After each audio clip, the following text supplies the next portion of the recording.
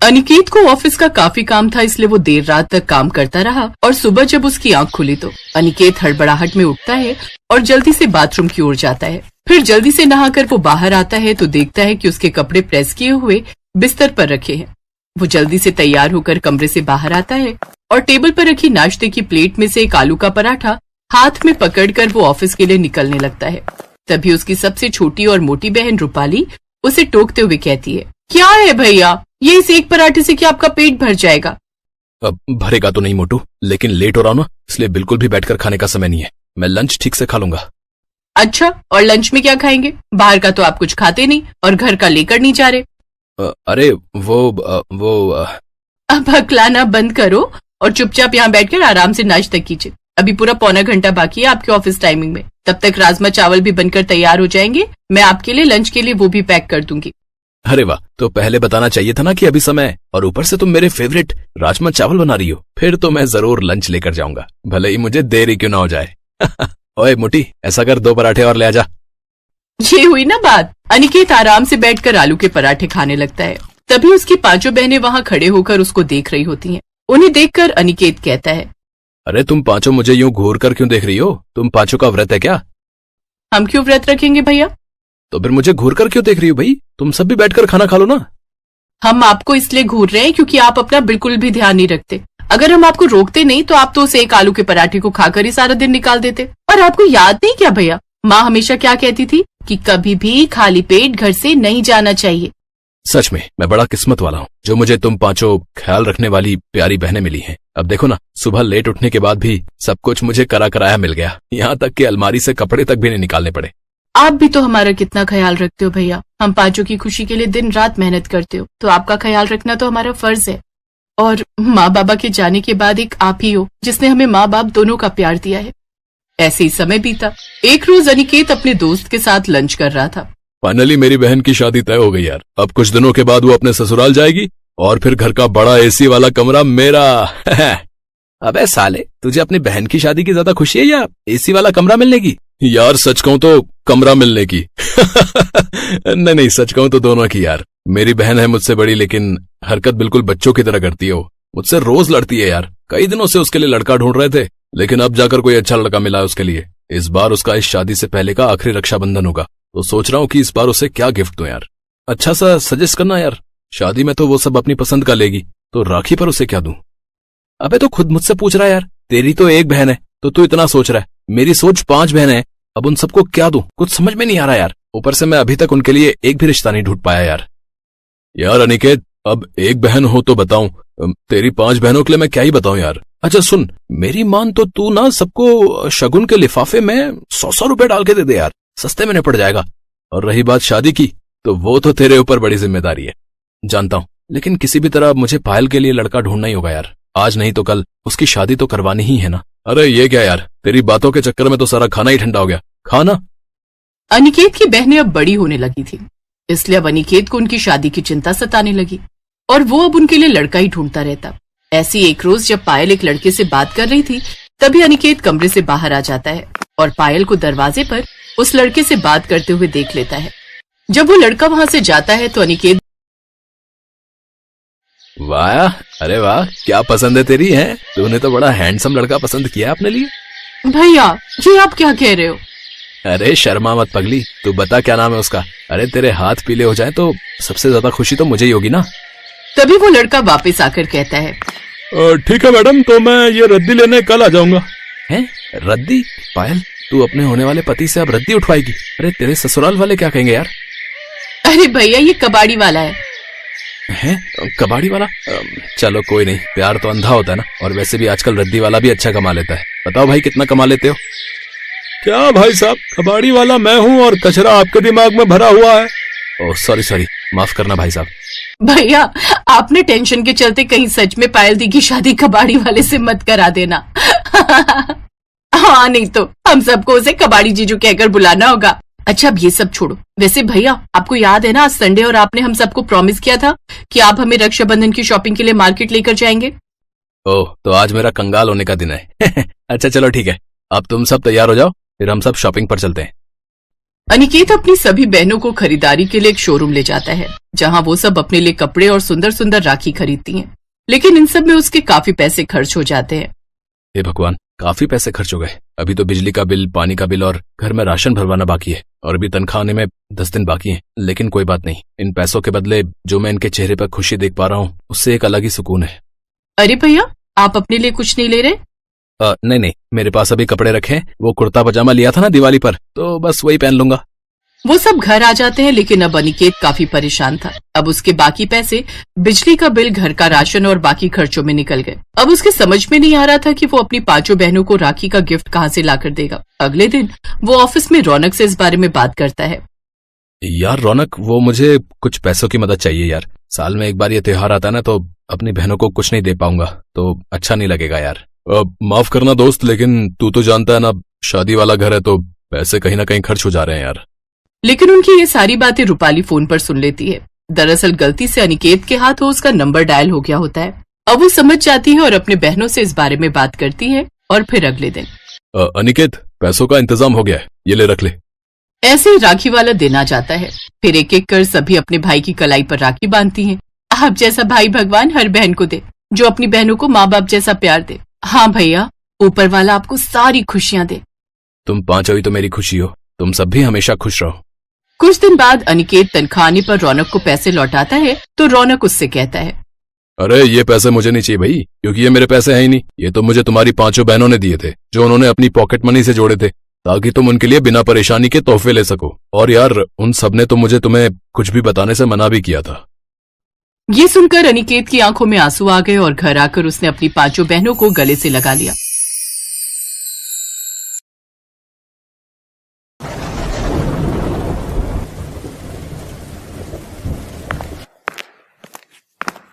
माँ उठो, माँ लो ये दवाई खा लो। हाँ हाँ बेटा, जरा मदद कर दे बेटा, अब तो शरीर उठने को राजी नहीं है। सीनू अपनी माँ सविता को सहारा देकर बिस्तर पर बिठाती है। सीनू बहुत ही समझदार और एक जिम्मेदार लड़की थी। कई साल पहले एक सड़क हादसे में सीनू ने अपने पिता को खो दिया था। इस हादसे के बाद से ही सीनू की माँ सविता बहुत बीमार रहने लगी। धीरे धीरे तबीयत बिगड़ती गई और वो बिस्तर पर आ गई। अब सीनू को ही सब कुछ संभालना था। उसने शहर के मेन मार्केट में सब्जी बेचना शुरू कर दिया। छोटी सी उम्र में वो घर का खर्चा चला रही थी, लेकिन किसी अच्छे डॉक्टर से अपनी माँ का इलाज करवा पाना उसके बस से बाहर था। दवाई खाने के बाद सविता सीनू के सिर पर हाथ रखती है और कहती है, तूने कुछ खाया बेटा? हाँ माँ, खा लिया। तुम मेरी चिंता मत करो, बस आराम करो और सबसे जरूरी बात, खुश रहा करो। मैं बाजार जा रही हूँ, कोई भी परेशानी हो तो पड़ोस से बिमला मौसी को बुला लेना, ठीक है? सविता सीनू को एकटक देख रही थी और अचानक रोने लगी। सीनू ने उसके आंसू पोंछे और उससे पूछा, क्या हुआ माँ, क्या सोचने लगी तुम? मुझे माफ कर दे बेटा, इतनी सी उम्र में तुझे कितनी मेहनत करनी पड़ रही है और मैं सारा दिन बस बिस्तर पर ही पड़ी रहती हूँ। काश तेरा कोई भाई होता तो आज हमारी ये हालत ना होती। ये कैसी बातें कर रही हो माँ? तुम बीमार हो इसलिए कुछ नहीं कर पा रही हो, और मेरा भाई होता तो वो भी यही करता जो मैं कर रही हूँ। जो है सब अच्छा है। अब तुम आराम करो, मैं चलती हूँ और ज्यादा सोचना मत। इतना कहकर सीनू सब्जियों का ठेला लेकर बाजार की तरफ चली गई। उसने भले ही अपनी माँ को दिलासा दे दिया था, लेकिन सच तो ये था कि उसे भी किसी सहारे की जरूरत थी। एक भाई की कमी उसे भी महसूस होती थी, लेकिन हालात से समझौता करना सीनू को आता था। वो सब कुछ भूलकर सब्जी बेचने लगी। तभी वहाँ एक बाइक आकर रुकी। बाइक पर करीब 22-23 साल का लड़का था, जो बाइक रोककर किसी से फोन पर बात करने लगा। अरे कैसी बातें कर रहे हो? ऐसा बिल्कुल नहीं होना चाहिए। वो सारा सामान गरीब बच्चों के लिए है, उन तक ही पहुंचना चाहिए। तुम रुको, मैं आता हूं जल्दी, फिर देखता हूं। वो लड़का आदित्य था, जो एक सॉफ्टवेयर कंपनी में काम करता था, साथ ही एक समाजसेवी संस्था से भी जुड़ा था। सीनू ने उसे देखा तो उससे बोली, भैया, ओ भैया, कुछ सब्जी भाजी ले जाओ घर के लिए, सबकी सब एकदम ताजी हैं। नहीं गुड़िया, अभी घर नहीं जा रहा हूँ, कहीं और जाना है, फिर कभी ले जाऊंगा। आदित्य की बात सुनकर सीनू का चेहरा उतर जाता है। आदित्य जैसे ही जाने के लिए अपनी बाइक स्टार्ट करता है तो वो स्टार्ट नहीं होती। वो कई बार कोशिश करता है, लेकिन सब बेकार। उसे देर हो रही थी। अब वो परेशान होने लगा। ये देखकर सीनू ने उससे कहा, भैया जी, आपने मुझसे सब्जी नहीं खरीदी ना, तो देखो आपकी फटफटिया भी बुरा मान गई। लेकिन आप चिंता मत करो, आप 2 मिनट रुको, मैं किसी को जानती हूँ जो आपकी मदद कर सकता है। सीनू आदित्य को अपनी सब्जियों के पास छोड़कर चली गई। कुछ ही मिनटों में वो अपने साथ एक मैकेनिक को ले आई जिसकी दुकान पास में ही थी। उसने आदित्य से कहा, लो भैया, ये हैं गाड़ियों के डॉक्टर, ये सब ठीक कर देंगे। आदित्य सीनू की बात पर मुस्कुरा देता है। मैकेनिक अपने काम पर लग जाता है। आदित्य सीनू से कहता है, गुड़िया, तुम्हारा बहुत बहुत शुक्रिया। तुम मदद ना करती तो पता नहीं कितनी देर लग जाती। वैसे नाम क्या है तुम्हारा, और तुम्हारे पापा कहाँ हैं? मेरा नाम सीनू है और मेरे बाबा वो तो भगवान जी के पास चले गए कई साल पहले। ओह, और तुम्हारी माँ? और कौन है तुम्हारे घर में? बस माँ और मैं। माँ भी बहुत बीमार है, वो तो बिस्तर से उठ भी नहीं सकती। अरे, तो तुम रोज यहाँ अकेले ही सब्जी बेचती हो? तुम्हारी मदद के लिए कोई नहीं है? नहीं भैया जी, कोई नहीं है मेरी मदद करने को। आप ही कर दो मेरी मदद, कुछ सब्जियां खरीद लो। 4 घंटे हो गए यहाँ खड़े खड़े, आज तो बोनी भी मुश्किल लग रही है। रक्षाबंधन आने वाला है, सोचा था सब्जी बेचकर जो पैसे मिलेंगे उनसे खूब सारी राखियां ले आऊंगी, तो उन्हें बेचकर और अच्छी कमाई हो जाएगी। और फिर मैं... फिर क्या? बताओ गुड़िया, क्या करना चाहती हो पैसों से? भैया, मैं अपनी माँ को पहले जैसे चलते फिरते देखना चाहती हूँ। मैंने सोचा था कि अगर थोड़ी कमाई हो जाएगी तो उन्हें अच्छे डॉक्टर के पास लेकर जाऊंगी। इतना कहते ही सीनू रोने लगती है। इतनी कम उम्र में सीनू में इतनी समझदारी देखकर आदित्य दंग रह जाता है। वो मन ही मन सीनू की मदद करने का फैसला कर लेता है।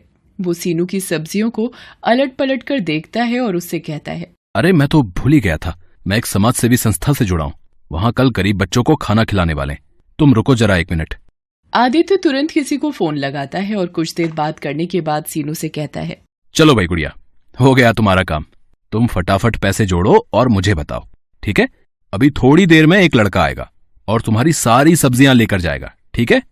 अरे वाह भैया, आपका बहुत बहुत शुक्रिया। आपने तो मेरी बहुत बड़ी मदद कर दी। अरे नहीं गुड़िया, सब्जी तो कहीं ना कहीं से खरीदनी ही थी, तो तुमसे ले ली। वैसे अब खुश तो हो ना तुम? बहुत खुश हूँ भैया। अब आप देखना, एक से एक राखी खरीद कर लाऊंगी और उन्हें बेचकर खूब पैसे कमाऊंगी। फिर सब अच्छा हो जाएगा। खुश रहो, खुश रहो। अच्छा, ये लो पैसे। लेकिन ये तो मेरी सब्जी के दाम से ज्यादा पैसे हैं भैया। भैया कह रही हो तो मैं भी छोटी बहन समझ के दे रहा हूँ, रख लो। और हाँ, ये लो मेरा फोन नंबर, कोई भी मदद चाहिए हो तो फोन करना, ठीक है? मैकेनिक ने आदित्य की बाइक ठीक कर दी थी। आदित्य सीनू के सिर पर हाथ रखता है और फिर अपनी बाइक लेकर चला जाता है। सीनू काफी देर तक आदित्य के बारे में ही सोचती रही। शाम के वक्त आदित्य की संस्था से एक लड़का आकर सीनू से सारी सब्जी ले जाता है। सीनू बहुत खुश थी। वो सारे पैसों से जाकर नए नए डिजाइन की राखियां खरीद लेती है और उन्हें अपने ठेले में सजाकर रक्षाबंधन से एक दिन पहले बाजार आ जाती है और जोर से चिल्लाती है, राखी ले लो राखी, गुड्डे वाली, फूल वाली, गोटे वाली राखी, सुंदर सुंदर राखी ले लो। सीनू कई घंटों तक ऐसे ही आवाज लगाती रहती है, पर कोई भी उससे राखी नहीं खरीद रहा था। दरअसल कुछ ही दूर राखियों की एक बड़ी सी दुकान थी जहां सीनू से ज्यादा वैरायटी की राखियां थी, इसीलिए सभी लोग उसी दुकान से राखियां खरीद रहे थे।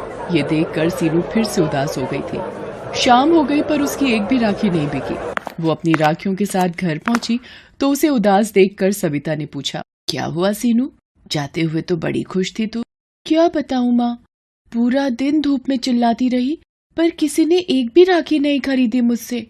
सब लोग उस रामलाल की दुकान पर ही जा रहे थे। कल रक्षाबंधन है, अगर कल भी मेरी राखियां नहीं बिकी तो क्या होगा माँ? हिम्मत मत हार बेटी, भगवान किसी को तो भेजेंगे। सीनू ने अपने सारे पैसे राखी खरीदने में लगा दिए थे। अब तो उसके पास बेचने के लिए सब्जियां भी नहीं थी और ना ही वापस सब्जी खरीदने के लिए पैसे। अगले दिन रक्षाबंधन था।